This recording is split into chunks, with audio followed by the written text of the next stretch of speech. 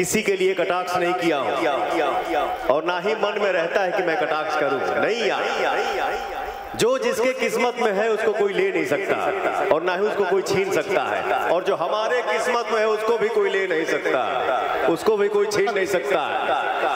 लेकिन हेलो चाचू, तुम्हारे गायकी से हमको क्यों जलन होगा बे?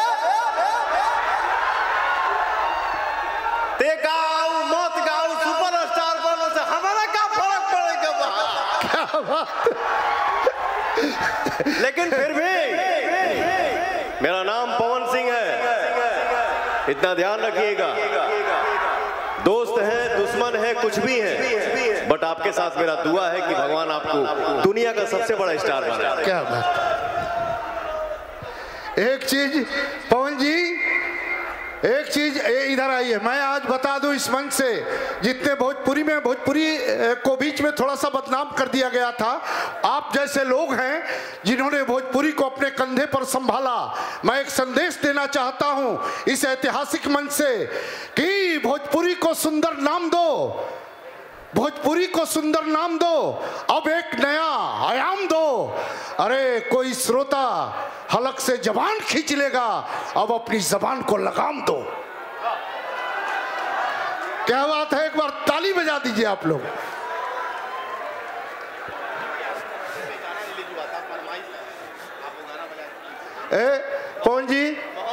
पवन जी ऐसे नहीं, हम अभी आपको आपकी गिरफ्तारी हो चुकी है और आप यहाँ पेश किए जा चुके हैं, ये जान लीजिए। जब